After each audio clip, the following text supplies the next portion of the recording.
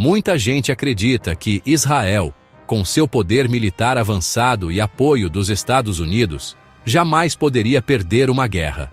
Mas a história mostra que nem sempre é o exército mais forte que vence, e sim aquele que sabe resistir por mais tempo. O Hamas entendeu isso e apostou em uma estratégia que não depende de derrotar Israel em campo aberto, mas de desgastá-lo até o limite. O preço dessa escolha já aparece em números: bilhões de dólares consumidos diariamente e aliados diplomáticos se afastando um a um. O que parecia apenas mais um conflito no Oriente Médio ganhou uma dimensão inesperada. Países romperam relações, embaixadores foram chamados de volta e sanções começam a ser discutidas. Ao mesmo tempo, acusações de crimes de guerra e genocídio corroem a imagem internacional de Israel. Mesmo que conquiste vitórias militares, o país pode estar perdendo em um campo ainda mais decisivo, o da legitimidade global. E é aí que surge a pergunta incômoda: como uma potência cercada de aliados se vê, aos poucos, sozinha diante do mundo? A estratégia do Hamas vai além do campo de batalha. O movimento entende que não pode derrotar Israel em força bruta, então aposta em algo mais duradouro: o desgaste econômico e diplomático. Cada dia de guerra custa bilhões de dólares a Israel, drenando recursos que poderiam sustentar infraestrutura, saúde ou educação. Manter um exército mobilizado, lançar ataques aéreos e reconstruir áreas afetadas consome cifras colossais. Em guerras longas, não é apenas quem tem mais poder de fogo que vence, mas quem consegue resistir financeiramente. Esse cenário é ainda mais complicado porque Israel enfrenta um isolamento crescente. Diversos países já romperam relações diplomáticas, como Colômbia, Chile e Bolívia, todos condenando abertamente os bombardeios à faixa de Gaza. Essas decisões não são apenas políticas, mas também enviam mensagens simbólicas fortes que influenciam a opinião pública global. Para Israel, perder aliados significa perder legitimidade no debate internacional, algo tão importante quanto as vitórias militares. Além da América Latina, países vizinhos também reagiram com firmeza.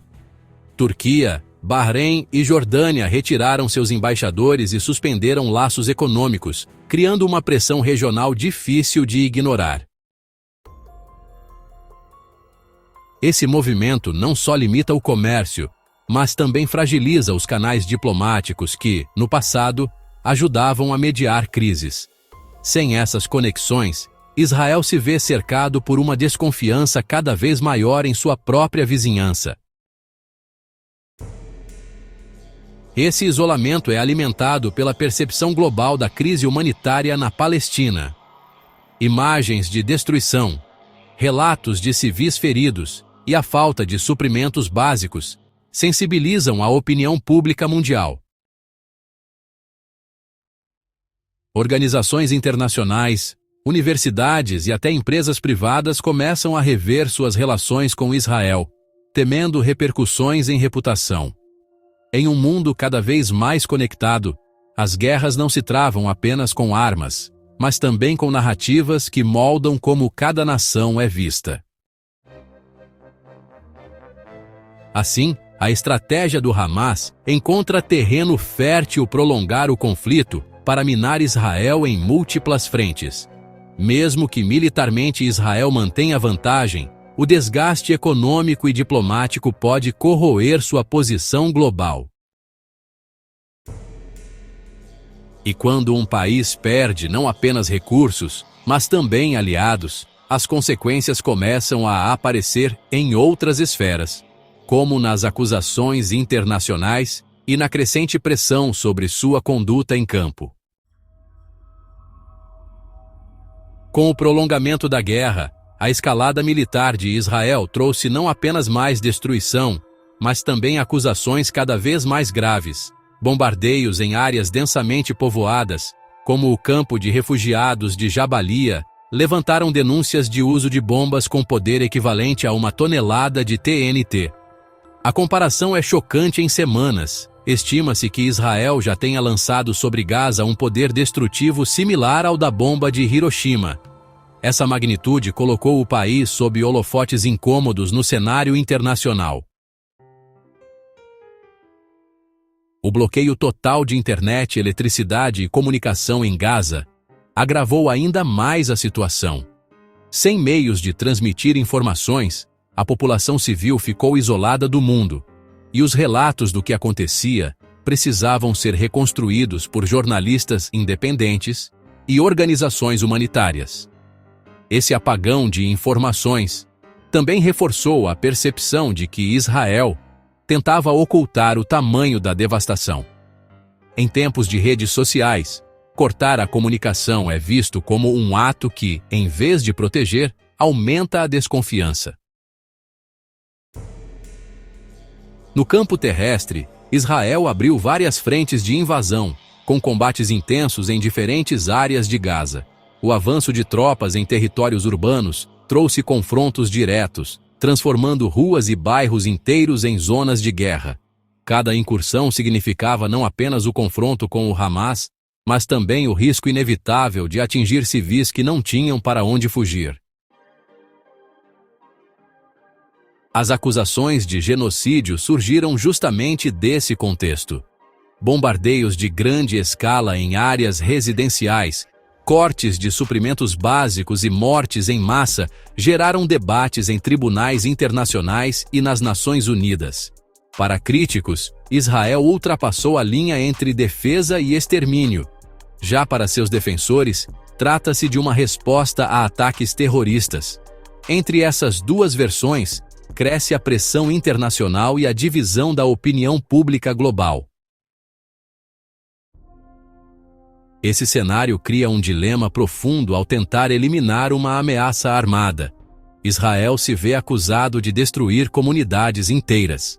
E, enquanto as bombas continuam caindo, a pergunta que se amplia é se a guerra é apenas contra o Hamas ou contra todo um povo.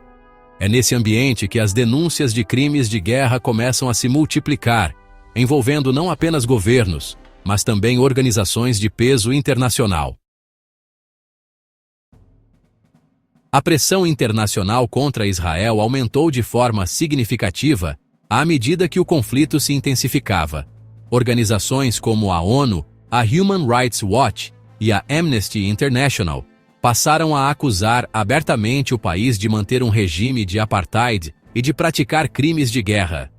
O uso de fósforo branco, uma arma química proibida, foi denunciado em relatórios e imagens analisadas por especialistas. Esse tipo de acusação não é apenas simbólica. Abre caminho para processos jurídicos em tribunais internacionais e reforça o isolamento diplomático.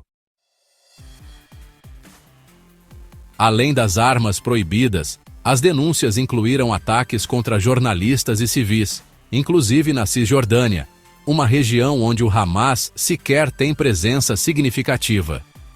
Esse ponto chamou ainda mais a atenção da comunidade internacional, já que evidenciava que os alvos não estavam restritos ao campo de batalha imediato.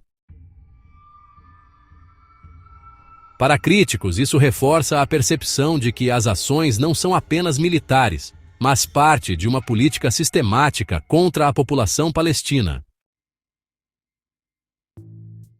O Conselho de Segurança da ONU tentou aprovar resoluções de cessar-fogo, mas enfrentou sucessivos vetos dos Estados Unidos e do Reino Unido. Esses bloqueios políticos deixaram claro que, mesmo diante de evidências, a proteção a Israel continua firme em parte do Ocidente. A narrativa de que Israel teria recebido um cheque em branco de Washington ganhou força, reforçando protestos em capitais europeias e americanas. Essa percepção alimenta a ideia de que a guerra não é apenas local, mas um reflexo de disputas geopolíticas mais amplas. As acusações de crimes de guerra também se conectaram à opinião pública global. Em várias universidades, Movimentos estudantis organizaram protestos, exigindo boicotes contra empresas que mantêm relações comerciais com Israel. Atletas, artistas e intelectuais se manifestaram nas redes sociais, tornando a guerra um tema que ultrapassa a diplomacia e atinge diretamente a cultura e o cotidiano. A guerra deixou de ser um conflito distante e passou a ser debatida em salas de aula, arenas esportivas e até nas ruas. Esse movimento internacional cria uma pressão que Israel não pode simplesmente ignorar. Mesmo que, militarmente, mantenha vantagens, cada nova denúncia corrói sua imagem e desgasta suas relações estratégicas. O país se vê, cada vez mais, no centro de uma disputa não só armada, mas também moral e política. E nesse ponto, surge outra camada de análise, o papel da indústria da guerra e como os Estados Unidos sustentam financeiramente esse ciclo de violência. Por trás de cada míssil lançado e de cada tanque em movimento, há uma engrenagem econômica que alimenta a guerra. Os Estados Unidos já destinaram cerca de 120 bilhões de dólares em ajuda militar a Israel ao longo dos anos, criando uma dependência direta entre os dois países. O detalhe mais revelador é que mais de 90% das armas usadas por Israel são fabricadas em solo americano. Isso transforma o conflito não apenas em uma questão política, mas também em um negócio bilionário. Grandes corporações de armamentos, algumas das mais poderosas do mundo, lucram diretamente com cada prolongamento da guerra.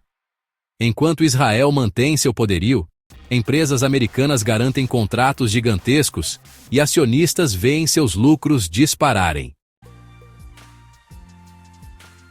Para o cidadão comum, porém, o cenário é bem diferente. São os impostos pagos pela população que financiam esses pacotes militares. Em outras palavras, cada contribuinte americano, mesmo sem saber, está ajudando a bancar a continuidade do conflito. Esse modelo de financiamento tem provocado reações dentro e fora dos Estados Unidos. Nas últimas semanas, protestos se multiplicaram em cidades como Nova York, Londres e Paris.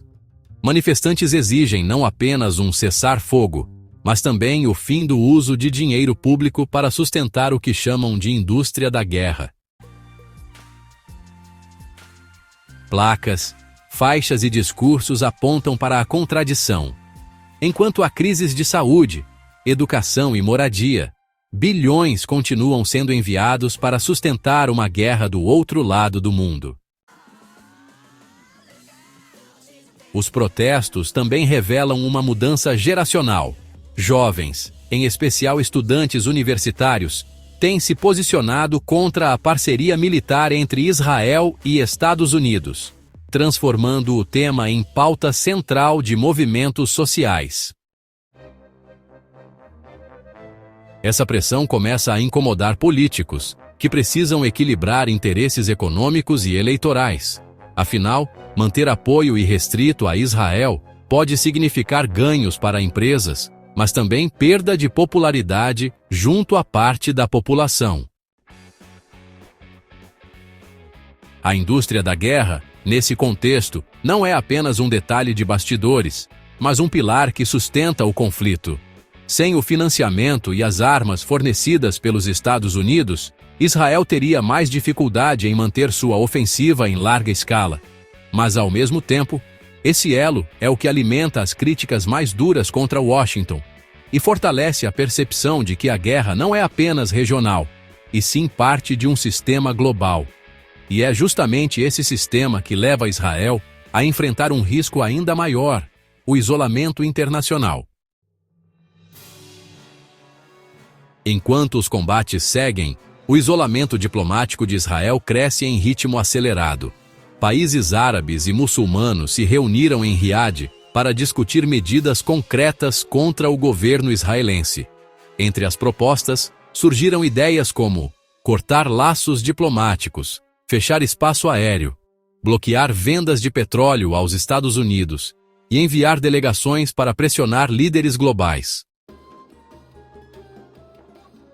Essas ações, se implementadas em conjunto, poderiam alterar drasticamente o equilíbrio de forças no Oriente Médio e além dele. O movimento não se restringe ao mundo árabe. A África do Sul, por exemplo, já sinalizou a possibilidade de cortar totalmente suas relações com Israel, ampliando o efeito dominó em outros países do continente. Na Europa, Noruega, Bélgica e Espanha avaliam reconhecer oficialmente o Estado da Palestina, um gesto que teria enorme impacto político e simbólico. Cada novo posicionamento contrário amplia a sensação de que Israel está ficando encurralado diplomaticamente. Essa pressão internacional não se limita às esferas políticas. Grandes setores econômicos também começam a rever suas conexões.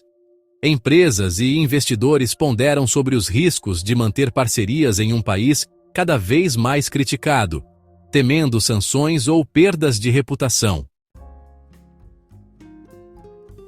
A lógica é clara.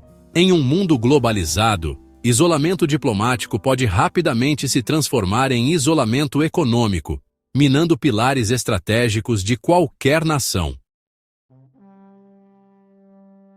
Mesmo que Israel obtenha vitórias militares em campo, essas conquistas correm o risco de se tornar irrelevantes diante da erosão política e diplomática. Um território conquistado pode ser perdido em meses, mas a imagem de um país marcado por acusações de genocídio e crimes de guerra pode durar décadas. Esse desgaste prolongado compromete não apenas a posição internacional de Israel, mas também sua capacidade de manter alianças sólidas no futuro. O quadro que se desenha é de um dilema profundo. Seguir no caminho da guerra significa se arriscar a um isolamento quase total. Negociar significaria abrir mão de parte de seus objetivos estratégicos. Israel pode até vencer batalhas no curto prazo, mas a longo prazo está diante de uma luta muito mais complexa, a de manter sua relevância no cenário global. A guerra em Gaza mostra que não basta ter o maior arsenal ou os aliados mais poderosos para garantir uma vitória duradoura. Israel pode conquistar territórios e destruir alvos, mas enfrenta uma batalha silenciosa contra o desgaste econômico, a pressão diplomática e a perda de legitimidade. Cada bomba lançada tem um custo financeiro, político e moral que se acumula, tornando a vitória militar cada vez mais vazia diante do isolamento internacional. E aqui está a reflexão. Quem realmente vence uma guerra, o que resiste no campo de batalha, ou quem consegue manter aliados e estabilidade no longo prazo? Quero saber a sua opinião. Você acha que Israel está caminhando para uma derrota política, mesmo vencendo militarmente? Escreve nos comentários, deixa o like se esse tema fez sentido para você e se inscreve no canal para continuar acompanhando análises diretas sobre os conflitos e transformações que estão mudando o mundo diante dos nossos olhos.